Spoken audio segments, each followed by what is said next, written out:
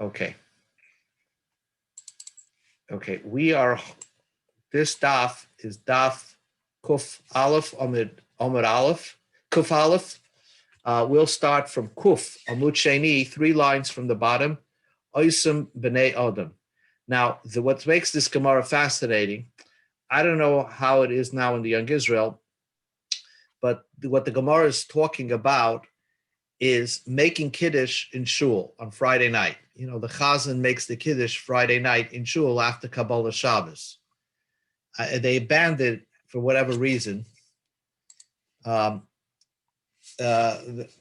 they stopped doing it in Share to make the Kiddush on Friday night after davening.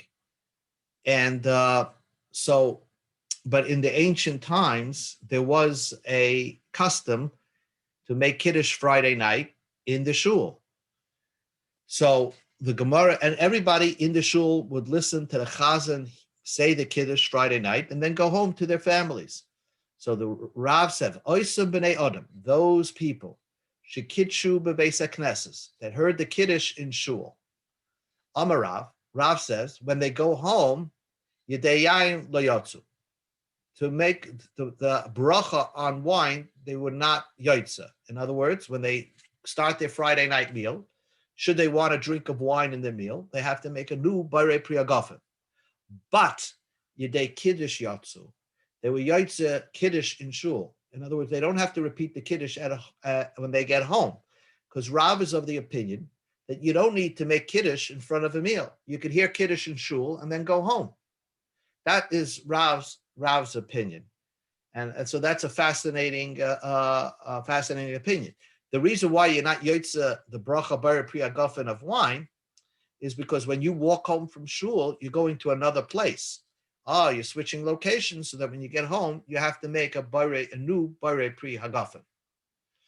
Ushmuel Amar, and Shmuel says, we go to Kuf Aleph and Aleph, Af yedei kiddush lo yatzu, even kiddush you were not yotza. Because Shmuel holds that there's a concept of ein kiddush ela b'makom suda, right? We're going to learn about that. The kiddush only works in where you're eating, and therefore, since nobody eats in the shul, so they're not yotza the kiddush. Now, how do you know this concept of ein kiddush b'makom suda? That you have to have a meal when you make kiddush, because as the Rashbam explains, because there's a medrash that says v'karasa, I'm pointing to it in the Rashbam, the Shabbos oinik. When you call Shabbos, there should be the lights in front of you. But mokom shat, the kaira Shabbos, the place that you're declaring Shabbos, which is kiddush, sham tehei oneg, that's the place that there should be the lights in front of you. So that's the concept. So now the Gemara just cleans up shop. So wait, he wasn't saying, he was saying that they shouldn't have made kiddush, or that they made kiddush, but when they go home, they have to repeat the kiddush. But he wasn't saying that making kiddush was wrong. I mean, otherwise, what was the point of the kiddush? If it didn't exempt you from drinking wine without making a bracha, and it wasn't good because there was no food, then why wasn't it just a bracha levatala? What was the point of the entire kiddush if it covered nothing? That's the next Gemara's question. So first the Gemara says, that's Gemara's case, Shmuel, Lamali the Kedusha Bei Knesset. Why make Kiddush and Beis Knesses if you're not Yotze? We're going to just learn it. Let's just add the first question. According to Rav, that you were Yotze Kiddush, why is it that when people go home, they make Kiddush? They were Yotze in Shul. Lama Leila Kedusha Bebeisai. Why do you have to repeat the Kiddush in Shul? According to Rav, you were Yotze the Kiddush in Shul. Answers the Gemara, Kedei Lahaitzi Bana B'nei Beisai. Your wife and your young kids who were at home, they didn't come to shul Friday night. You have to be mitzvah them. So you yourself fulfilled your obligation in shul. You have to repeat the kiddush at home to be given to complete the obligation for your kids. Shmuel, this is your question, Steve. Lama lila kadusha b'bei kiddush. Why at all do you have to make kiddush in the shul? You're not yotzei there anyway, right? Why do you make kiddush in shul? Answers the Gemara, La'apuke orchim yedei chavasan, the achli v'shasi v'gani b'bei knishteh. Here it is, that the reason why you make kiddush in shul on Friday night we're holding Kuf Aleph or Med Aleph, 5 lines from the top. We're talking about making Kiddush in Shul. Rav is It get paid. was for the little old ladies, the almanas that had nothing to go home to, so they would hear Kiddush and Shul. That's why they did it, right? But here's the point. I don't know if it's Falmonis. It's Veganu also, the guy that sleeps in Shul. I just want to repeat, Alan just joined us. Basically, we had a Machlekes Rav and Shmuel. It's discussing the minig was to make Kiddush in Shul. They used to have it in our Shul in Share on Friday night. After Kabbalah Shabbos, the Chazan makes the Kiddush.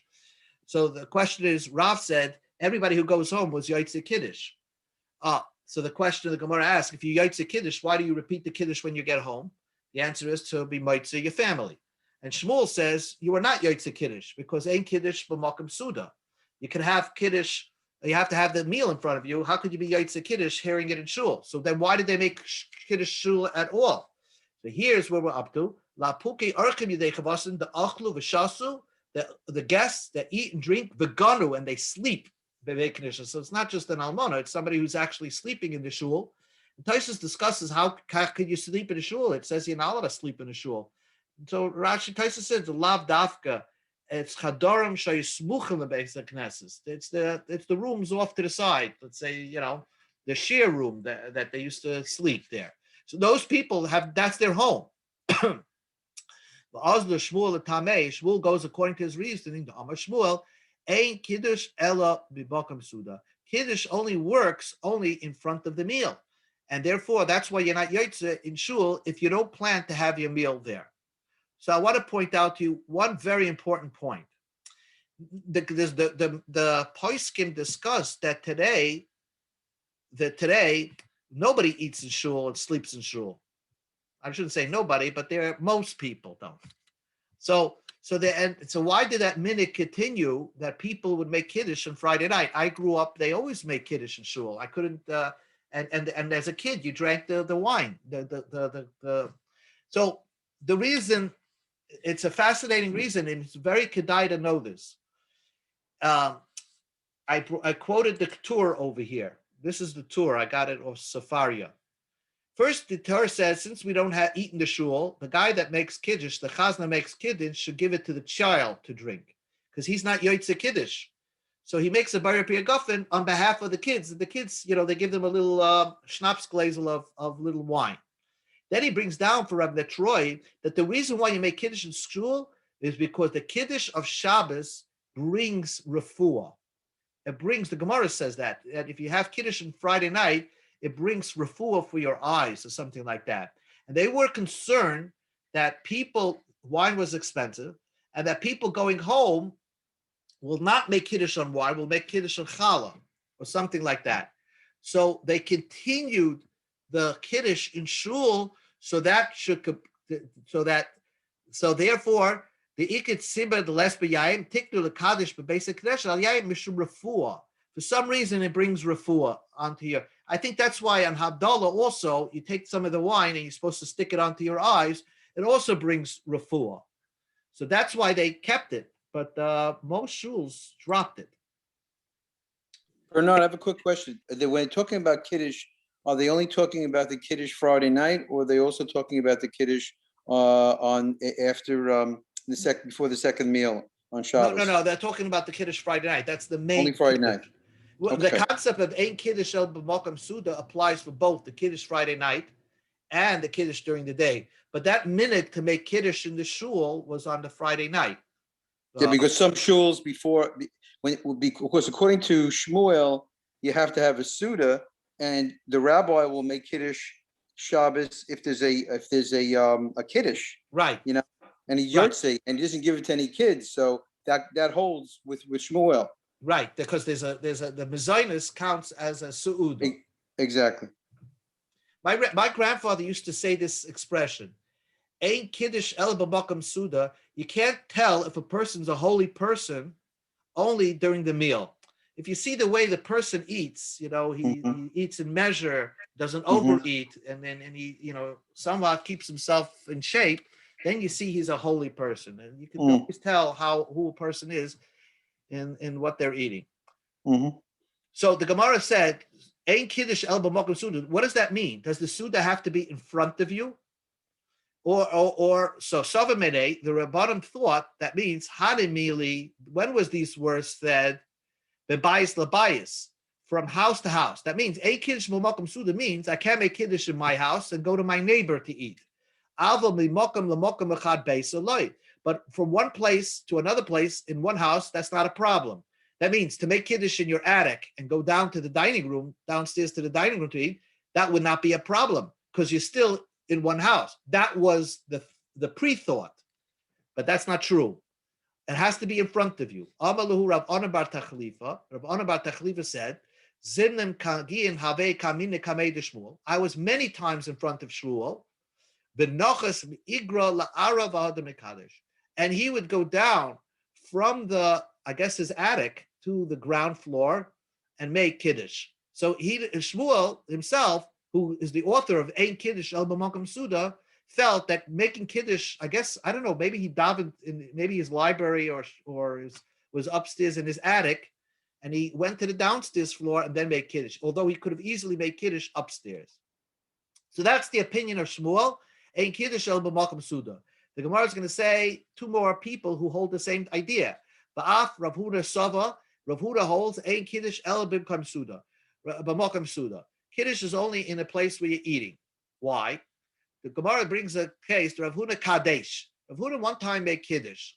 Visakra leishar raga, and the light went out. Now their lights were very volatile, and the lamp burnt out. So he couldn't eat there. V'oil le lemone, he brought his food lebegenone de Rabba Bere to the wedding of Rabba his son. In other words, Rabba, his son, Rav Huna had a son, Rabba, who was getting married, and he was in the wedding hall. Rav Huna was at home making kiddush, and so he took the food, brought it to the wedding hall of Rabba, his son, the Havish Raga, because there it was light, the Kadesh, and they repeated the kiddush because the kiddush he first time met he didn't eat, the Ta'amide, and then he tasted something. Alma Kusava a kiddush b'makom suda. So we see he held there's no kiddush. This kiddush has to be makom suda because otherwise, why would he repeat the kiddush? He already made kiddush at home, and then the light went out. So that's why you see Rav Huda held ein kiddush b'makom suda. I'm going to point out to you two important points over here, and basically it's the same point. Where was Rav Huda during his son is getting married? Right, the Beganana means. Rashi says Beganana. Beis chuppah spanoy. His son's getting married, and he's at home making kiddush and having a meal at home. So you see that to have a Shabbos meal at home, even in their times, took precedence even to be at the suda of your own son. There's something kedushadik about having your Shabbos meal at your own home than to eat it in a hall. That's what you clearly see from the Gemara. That's one point. The other point is, and then you see V'toy Imidi, he tasted something, probably then he went back to his own house. He didn't finish his meal in the chasna of his son. He went back, Rav Huda. So he just did it so he can make the kiddush. Now from here you see that the reason why you light the lights over there, why did they make b'chlal that you should have light when you eat? Why did they make hadlakas neiros? So that is the point, that the hadlakas neiros is that the woman does is so that you should be light when you're eating, so that there's more Einik Shabbos over there. And that's a very important point. But yet he went back to go eat in the dark. The dark. Rather than sit at his son's wedding. Because he was Yaitza, the Suda Shabbos, the tasting, the toy meat, he just tasted something. He was Yaitza, the Kiddush B'Makom Suda. And then maybe he went back to, finish his meal. He didn't make his major meal there. That could be. But, I had Rabbi Schechter once in my house for Shabbos. And when his light lit the candles for Friday night, he shut all the lights in the house. So that when he made the bracha, the light was for the covered Shabbos, of the oncoming Shabbos, because that whole point of the lighting is that you're bringing the light is specifically for the meal that you're going to have on Shabbos. And he told me that when he's in a hotel, when he's in a hotel, he makes sure if they can't light by the table, he'll make sure the light in his hotel room. That's another point that he said. Anyway, even Rabbah also agrees to this concept. Ein kiddush el b'makom suda. Why? The Amar Abaya says, Ki havina beimar, when we were students and we were in Rabbah's class and Friday night, Ki hava makadosh, when he made kiddush, Amalan, he said to Imu midi, you should taste something and eat something. I just made kiddush, be yotze kiddush with me. Dilma ada as lise lushpiz. When you're going to go back to your dorm, right, your dormitories, the light is going to go out,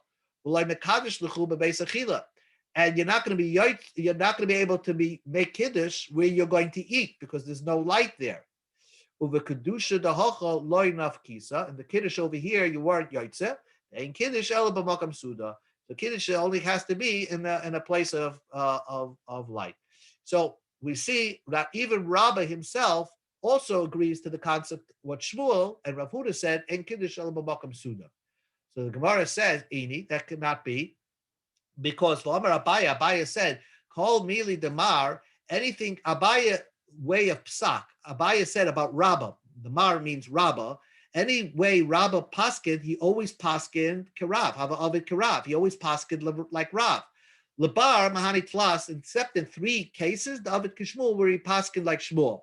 So, and none of these 3 cases have to do with Ein Kiddush B'Makom Suda. So, but Shmuel is the only one that holds Ein Kiddush B'Makom Suda. What were the 3 cases that, in those 3 instances, Rabbah paskin like Shmuel? What first thing is Matir Mebeged Lebeged. You're allowed to take off tzitzis off one tzitzis, one clothing, and put it onto another clothing. And it's not degrading for the tzitzis that you're transferring it. You're moving it from one clothing, from one baguette to another baguette. You light, let's say on Hanukkah Neros, you're allowed to light one lamp from the other lamp. And that's also not degrading to the Hanukkah Neros because you're lighting an additional lamp with an existing one. By schlepping a bench that we pass like Rab Shimon. That davar she'ena miskaven is mutter. The Tanya we learned in the Brisa, Rab Shimon oimer, goyra oda mita kisa v'safsel b'Shabbos. You're allowed to drag a bed, chair, or bench on Shabbos, even though there's a possibility that you're going to make a ditch, and that could be charisha. Your intention should not be lasses charitz, that you want to have that ditch over there, because that's like plowing. So here ends the question. The question is, a Rabbah holds like Shmuel, Ein Kiddush B'Makom Suda, and Rabbi said a rule that Rabbah always paskin like Rav, except in 3 cases. And for the Gemara, no. What Rabbi meant to say is, Rabbah always paskin like Rav if Rav went strict. If Rav goes strict, then Rabbah would paskin like Rav. Kikuli the Rav lo yava ovid. But when Rav is lenient, like in our case, Rav is lenient and says you don't have to have kiddush b'makom suda. Lo yava ovid. Rav did not do like Rav, and that's why Rabbah went like Shmuel, Ein Kiddush b'makom suda. So you have 3 people that said Ein Kiddush b'makom suda: Shmuel, Rav Huna, and Rabbah. Now comes Rabbi Yochanan. Rabbi Yochanan is back into the Friday night kiddush in shul. We said that there are 2 opinions, Rav and Shmuel. Are you yotze the kiddush or not? But both hold that when you get home, you have to make a new Barei Pri Hagafen. Because even though you heard Barei Pri Hagafen in shul, when you walk home, that's a hefsek. You have to make a new Barei Pri Hagafen.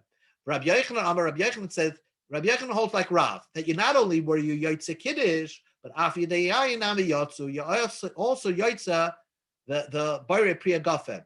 In other words, go home and you don't even have to make a new Barei Pri Hagafen on the wine. For us in your Friday night meal. For us, the Rabbi Yochanan Tamei. Rabbi Yochanan goes according to his opinion. Whether you're at a meal and they change out the wine, they go from one wine to another wine, from Merlot to a white wine. So then you don't have to make a new Barei Pri Hagafen, unless the Rashbam points out if it is a better wine, you have to make a Hatoiva HaMeitiv. But we're not discussing that. Would you have to make a new Bari Priyagafen if you change the wine? Not so. Then, says Kuf Aleph on the base, even if you change your place, if you go from one area to another area, if you go from one house to another house, and in our case, you're going from shul to home, Ein Tzarich Levarech, you don't have to make a new Bari Priyagafen when you get home.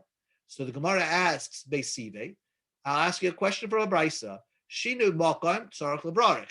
If you change your place, you have to make a new bracha. So here it clearly says, if you change the place, you have to make a new bracha. Shinu yayin ein tzarich bracha. Granted, if you change out the wine, you don't have to make a new bracha. But shinu makam, you do have to make a new bracha. To Yofta, Rabbi Yochanan, to Yofta, Rabbi Yochanan, this is a knockout blow to Rabbi Yochanan. So we paskin that when you get home, you have to make a new Bari Priyagafen. So the Gemara says, Yosef Rav Idi bar Oven Kamei the Rav Chizda. Rav Idi bar Oven was sitting in front of Rav Chizda. The Yosef Rav Chizda v'kama mishmei Rav Huna. And Rav Chizda was saying a statement in the name of Rav Huna. So Rav Chizda was giving the shir, and Rav Idi was listening. And Rav Chizda, who's giving the shir, is quoting in the name of Rav Huna, and a certain qualification. Hadi Amrit, that we say, Shinu Mokum Tzarich Levarech, that if you change your place, you have to make a new bracha. Loi sharu, this was not taught, elami bayis labayis. If you're going from one home to another home. And the example that we're using is if you go from shul, you hear the Bari Priyagafen in shul, and then you go home, you have to make a new Bari Priyagafen. Aval mimokim lamokim loy. And the girsa on the side, which is the girsa that in the Marsha, that if you go from one corner, mepina lapina loy, if you go from one corner of your house to the room and to the other corner of the room, you don't have to make a new bracha. So if you have a big dining room and you make a Bari Priyagafen in one corner of the room, you don't have, if you go to the other corner of the room, you don't have to make a new bracha. Obviously, what's not discussed is what happens if you make a Bari Priyagafen in your dining room and then you go upstairs to the library, whatever you have, and do you have to make a new bracha? You're leaving the room, but you're still in the same house. That is a machlekes in the Paiskim. Anyway, and really, a person should be machmir. So when a person makes a bracha, he should always have in mind that wherever he's going to walk around his house, he wants the bracha to take effect, and so that he should not be required to make a new bracha. One thing you do see is, this idea of mindfulness doesn't play itself out in such a way only in Hilchas Brachas, where you have to always be mindful of what you're eating, how you're eating. Did you have in mind that you're going to go outside or you're going to go to the next room, and such that you have to know what your intention was prior to your starting to partake of the food. Amalei Rav Idi bar Ovid. Rav Idi bar Ovid said, "Hachi tanini lebamasnisa debei Rav Hidak." This is the way it was taught in the brisa of the Bei Rav Hidak, of the yeshiva of Rav Hidak. Ra'amir law, another says, but Masnita, this brisa was taught the Bei Bar Hidak in the yeshiva of the son of Hidak. So either Rav Hidak had the shul, the yeshiva, or maybe this is the first time a yeshiva goes from father to son, and now his son took over the yeshiva. And this is this idea of loishanu b'bayis makam. This was also taught there, kavasech, like you just said, like you, Rav Chizda, said in the name of Huna, that there are qualifications. So the Gemara says, if it's a brisa, if it's an open brisa, vel Rav Huna masnisa kamashmalam. So what did Rav Huna teach us? I mean, it seems to be that this was a known brisa, that if it's that qualifies it, makam bayis labayis. So what is Rav Huna coming to teach you? And so the Gemara, Rav Huna masnita loy shmi'alei. Rav Huna had never heard of that brisa. And not every brisa Rav Huna the Amoraim heard of. They heard of the Mishnayis, that they had to know, but not all the brises. That was the first qualification. So a new bracha has to be made if you leave the house and go down the block to another house. But if you're leaving from one place to another place, you don't have to make a new bracha. Now, Vesu, another halacha is Yosef Rav Chizda v'kama v'shmei denavshei. Rav Chizda said his own opinion. Hada Amrit, that you always say, Shinim welcome tzarach levarach. If you change the place, you have to make a new bracha. Lo yamrim el b'dvarim she'ein tuna abrachreim bracha achreim b'mkoimim. It was not said only by something that you don't have to go back to the original place to make the after bracha. Al bracha dvarim atuna bracha achreim b'mkoimim ein tzarach levarach. My timer, the kiva kama koder. What he's saying over here is like this: if you let's say the halach, you washed, right? You ate a sandwich. If you go outside and you start, let's say, walking to work, and then you realize you forgot the bench, the halacha is that you have to go back to your place and bench. Those are things, dvarim atunim bracha achreim b'mkoimim. You have to return to your place. Same thing with the mezainis, same thing with the ala gefen. You have to go back to your place. So if you go back to that place, since you're always tied to that place, it's almost like you had a peg in that place. You're always coming back to that place. When you come back to that place, if you decide to eat further, you don't have to make a new bracha, because it's as if you never left, because you had to go back to that place to make an after bracha. But let's say it's something like an apple. You ate an apple in your house, and then you walked out of the house to go to work, and then you decided to return back. When you come back and you decide to eat another apple, you would have to make a new bracha, because when you left the house, you left for good. Because even if you forgot to make a bar nefashos, you could make the bar nefashos on your way to work, because these are types of items that aim to unim bracha achreim b'koimim. You don't have to go back to your original place to make the after bracha. So that's what we're saying over here.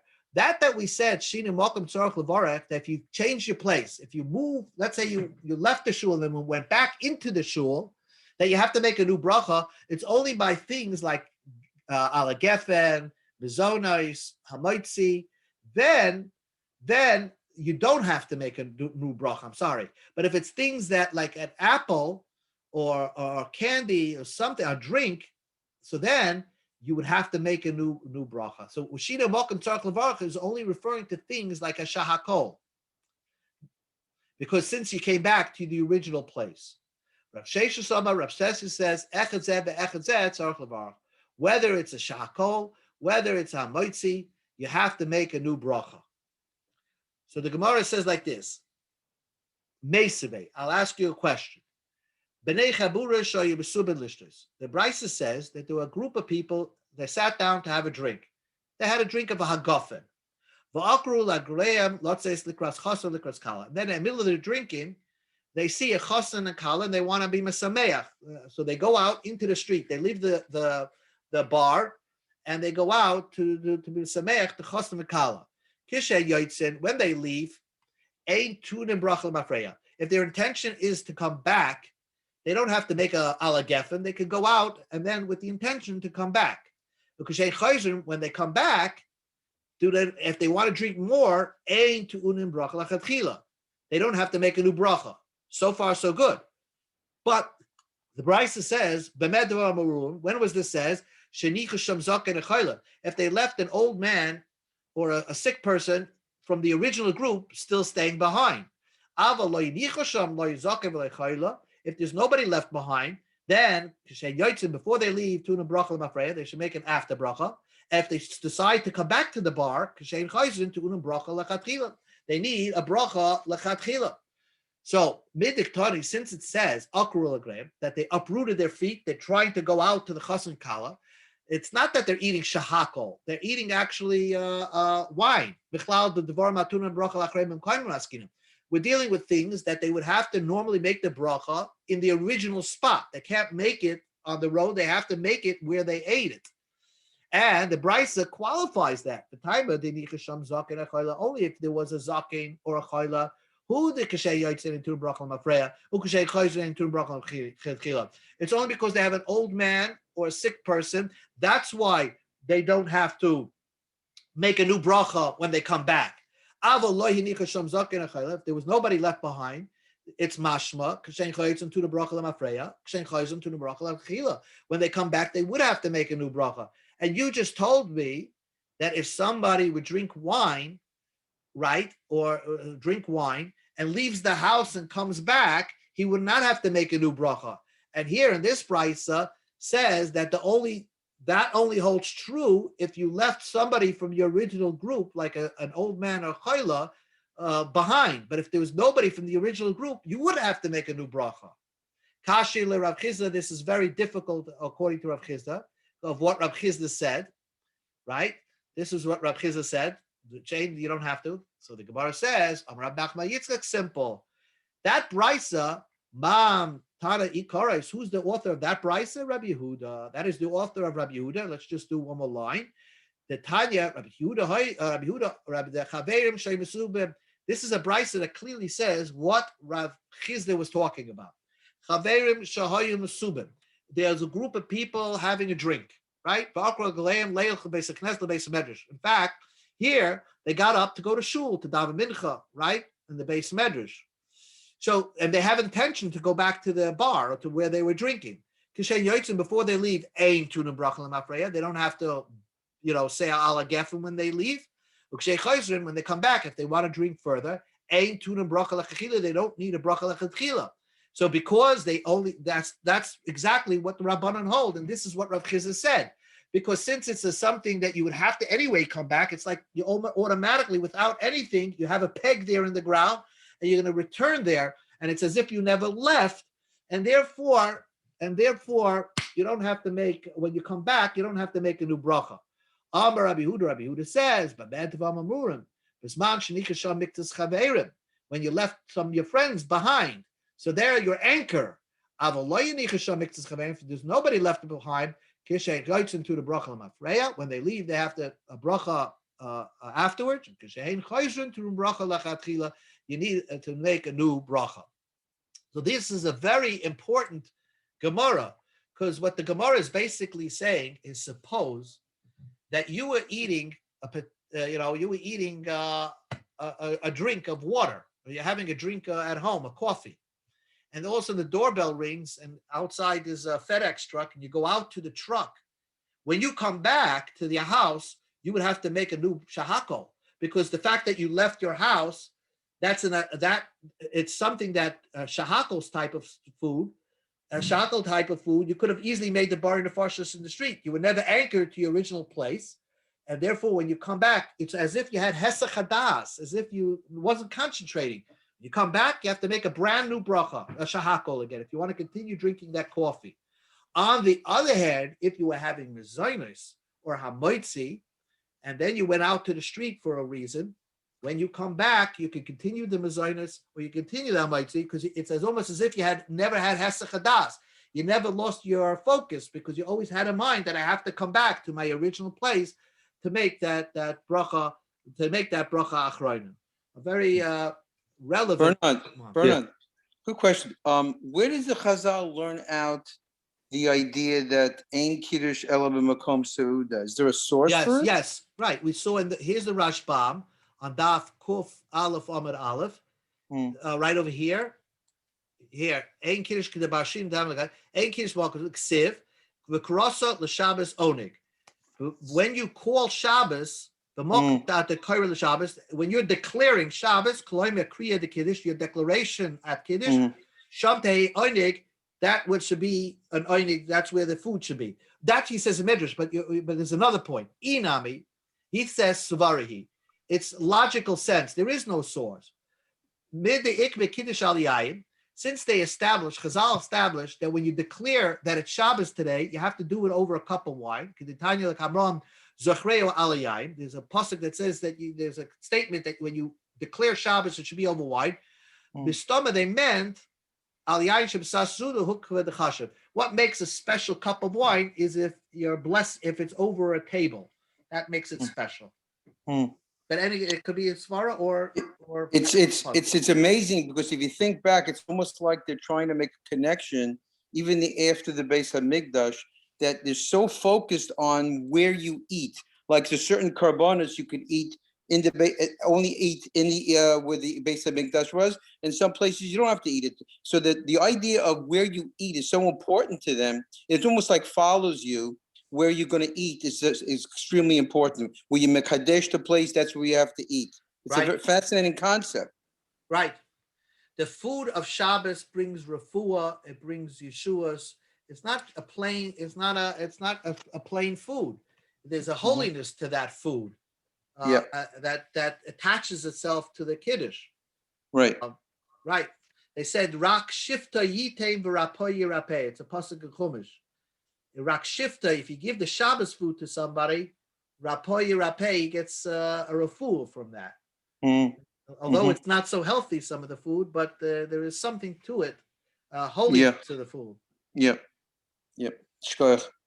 Okay, that's the Shem. So we did a little bit of Daf Kuf Beis Amid Al, but you see the pattern. I want to point out the pattern of the Gemara, because for 7 blot we're dealing with Kiddush. The Gemara started, the Mishnah started off with starting about eating an Erev Pesach. Then it talks about eating Erev Shabbos. Then we're stopping to eating, the hafsaka. If you started a meal, then we talked about Kiddush and Shul.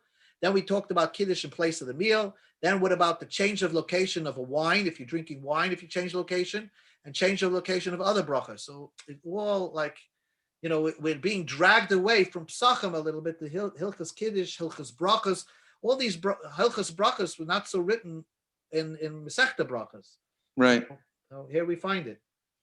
Excellent. Okay. Okay. There's a Shem Yeah. tomorrow. Okay. Shkoyach. Excellent. Thank you.